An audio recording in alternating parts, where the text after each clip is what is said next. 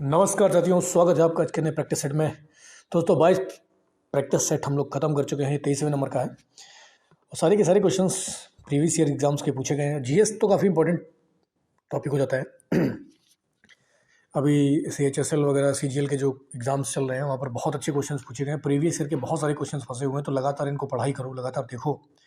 10,000 questions की हमारी series है। तो आज ये 22वें नंबर का सेट, हम 22 साइड हो गए, ये 23वें नंबर का सेट है।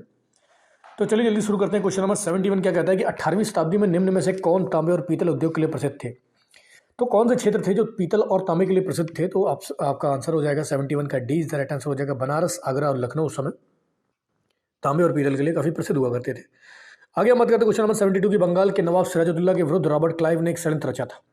तो इस षड्यंत्र में किसने भाग लिया था। तो बंगाल, देखो बंगाल बड़ी उठक पटक का केंद्र रहा है, चाहे वो आपका मुगल काल हो या आधुनिक काल हो, आधुनिक भारत हो, तो बंगाल प्रमुख केंद्र रहा है। सारे के सारे जो संसाधन थे, प्रसाधन थे, सारे के सारे बंगाल में ही थे।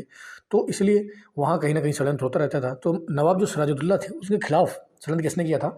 तो ये था मीर जाफर और अमीर चंद। तो 77 का 72 का 20 द राइट आंसर हो जाएगा। ठीक है, ध्यान रखेंगे। अगला क्वेश्चन है कि निम्नलिखित में से कौन भारतीय राज्य अंग्रेजों के लिए दुधारू गाय था। तो सबसे ज़्यादा जो अंग्रेजों को फायदा होता था जिस राज्य से, वो कौन सा राज्य था। तो ये था आपका 77 का सी इज द राइट आंसर हो जाएगा। 73 का अवध। अवध जो था वो भारतीय यही था राज्य जो अंग्रेजों के लिए दुधारू गाय का काम करता था, क्योंकि बहुत सारा यहाँ से धन वन मिला करता था उन्हें। अगला क्वेश्चन नंबर 74 की पूरब का साम्राज्य हमारे पैरों पर है, यह युद्ध कौन से आंग्ल मैसूर युद्ध में से संबंधित है। तो 4 आंग्ल मैसूर युद्ध हुए, सबको पता होगा अगर जिन्होंने पढ़ा है। तो पहला आंग्ल मैसूर युद्ध जिसमें हैदर अली ने अंग्रेजों को हराया था, और पहला ये भारतीय शासक था जिसने अंग्रेजों को हराया था, मैसूर का शासक था। तो ये कथन किसका है। चौथे आंग्ल मैसूर युद्ध का है, जब टीपू सुल्तान को मारा गया। ठीक है, आगे क्वेश्चन नंबर 75 की सर जॉन सोर ने भारत में कौन सी नीति अपनाई थी। तो जॉन सोर तो हस्तक्षेप की नीति के लिए प्रसिद्ध है। तो 75 का D is the right answer हो जाएगा। हस्तक्षेप की नीति के लिए प्रसिद्ध है।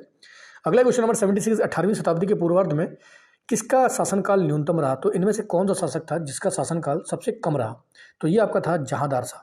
ठीक है, उत्तर मुगल काल की लोग बात कर रहे हैं। तो औरंगजेब के बाद तो बहुत सारे मुगल बादशाह है, बहुत कम टाइमलाइन रहा। तो अगर देखा जाए कि मुगल जो साम्राज्य था वो मजबूत था, कब तक था।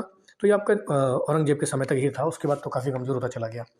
ठीक है, आगे क्वेश्चन नंबर 77 की बंगाल में फोर्ट विलियम का पहला अध्यक्ष किसे बनाया गया था। तो पहला अध्यक्ष किसे बनाया गया था बंगाल में फोर्ट विलियम का, ये थे चार्ल्स आयर।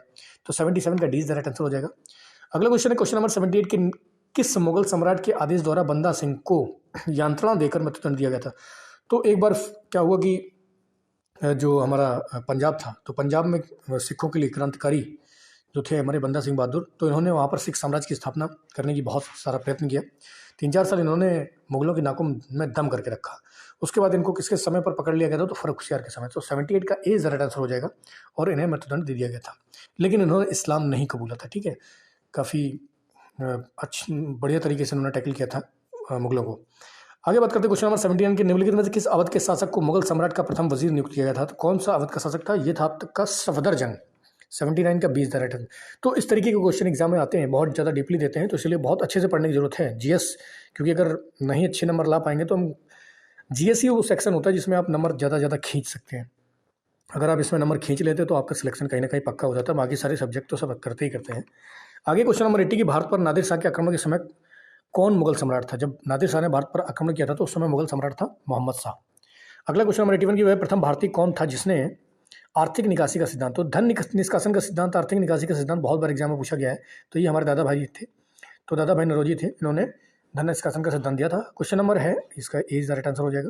क्वेश्चन नंबर 82 है कि आरंभ में यूरोपीय व्यापारियों की रुचि किसमें थी। तो सबसे पहले जो व्यापारी आए थे वो यहाँ पर व्यापारी करने आए थे, किसका, मसालों का। लेकिन बाद में उन्हें दिखाई पड़ा कि भारत तो विविधताओं से भरा पड़ा है और यहाँ पर आपस में ही राजाओं की नहीं पड़ती है, बहुत सारे प्रिंसली स्टेट में बटा हुआ था, तो राजाओं की आपस में पट नहीं रही, तो इसका फ़ायदा उठा के वो धीमे धीमे ही बसना ही शुरू हो गए। लेकिन अगर देखा जाए सबसे पहले किस लिए आए थे, तो ये मसालों के लिए आए थे, व्यापार करने के लिए। ठीक है, अगला है क्वेश्चन नंबर 83 कि सर्वप्रथम मंगल पांडे को यह जानकारी कहाँ प्राप्त हुई कि इनफील्ड जो राइफल है उसमें जो चर्बी लगी हुई है वो आपत्तिजनक जानवर की है। ये पता हुआ था आपका बैरकपुर में। ठीक है, 83 का 20 द राइट आंसर हो जाएगा।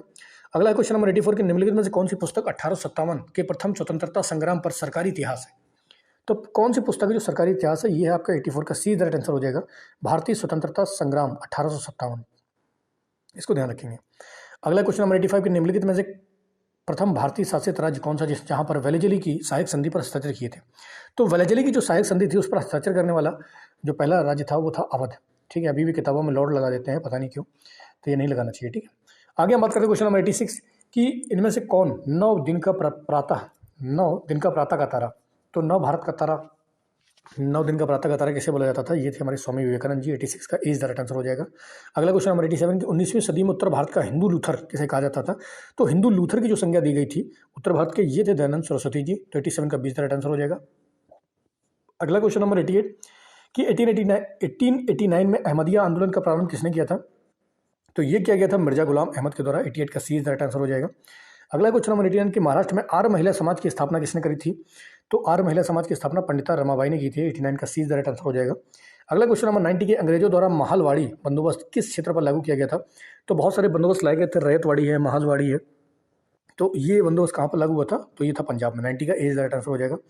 अगला क्वेश्चन है 91 कि सिद्धू और कान्हू ने किस आंदोलन का नेतृत्व किया था? तो ये संथाल विद्रोह है। 91 का A is the right answer हो जाएगा। और संथाल विद्रोह कब हुआ था? 1855 में, 1855 में। ठीक है, ये भी बहुत बार एग्जाम में पूछा जाता है। अगला है कि रैयतवाड़ी बंदोबस्त का संबंध किससे है? तो रैयतवाड़ी बंदोबस्त चलाने वाले कौन थे?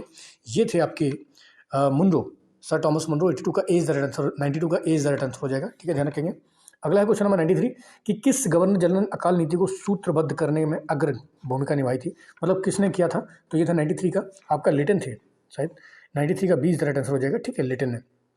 अगला क्वेश्चन नंबर 94 निम्नलिखित मुस्लिम नेताओं में किसने स्वयं को मसीहे माऊद भगवान कृष्ण का अवतार, तो कौन सा ऐसा मुस्लिम शासक था जिसने अपने आप को भगवान कृष्ण का अवतार बताया था? तो 94 का डी राइट आंसर हो जाएगा। मिर्जा गुलाम अहमद कादियानी ने। ठीक है, किसने? गुलाम अहमद कादियानी ने। अगला क्वेश्चन नंबर 95 की किसने तिलक के देहावसान पर कहा था मेरा सबसे मजबूत बचाव चला गया? तो ये कथन किसका था जब तिलक की मृत्यु हुई? तो ये थे महात्मा गांधी जी। तो 95 का 20 द राइट आंसर हो जाएगा, ध्यान रखना इसको। अगला क्वेश्चन नंबर 96 के निम्नलिखित में से किसने कहा था कि तिलक भारतीय अशांति के जनक थे? वैलेंटाइन सिरोल ने कहा था इसको। 96 का इज द राइट आंसर हो जाएगा। क्वेश्चन नंबर 97 है कि किस जेल में सुभाष चंद्र बोस, लोकमान्य तिलक और लाला लाजपत राय ने अपना बंदी जीवन व्यतीत किया था? ये मांडले जेल है। तो 97 का इज द राइट आंसर हो जाएगा। अगला क्वेश्चन नंबर 98 के निम्नलिखित साइमन कमीशन के सदस्यों में कौन उदारवादी था? जो उदारवादी था कौन था? तो इसमें ये थे आपके मेजर एटली। तो 98 का 20 द राइट आंसर हो जाएगा। मेजर एटली काफ़ी उदारवादी थे, भारतीयों को काफ़ी पसंद किया करते थे। क्वेश्चन नंबर 99 कहता है कि प्रथम गोलमेज सम्मेलन कहाँ आयोजित हुआ था? तो पहला गोलमेज सम्मेलन आपका हुआ था सेंट जेम्स पैलेस में। और ध्यान रखना कि सारे के सारे गोलमेज सम्मेलन कहाँ हुए थे? ये लंदन में। तो अगला क्वेश्चन क्या है कि 100 कि दूसरा गोलमेज सम्मेलन कहाँ हुआ था? जैसा बता चुके हैं कि सारे के सारे गोलमेज सम्मेलन कहाँ हुए थे? लंदन में ही हुए थे। तो 100 का डी द राइट आंसर हो जाएगा। तो इस तरीके से लगातार हम पढ़ाई करेंगे, लगातार कम से कम 10,000 क्वेश्चन कंप्लीट करेंगे। और यहाँ से हर एक एग्जाम में क्वेश्चन बनते ही पूछे ही जाते हैं। तो इसको लगातार पढ़ाई करना है, लगातार देखते रहना है इसको, और 10,000 क्वेश्चन हमारे कंप्लीट हो जाएंगे।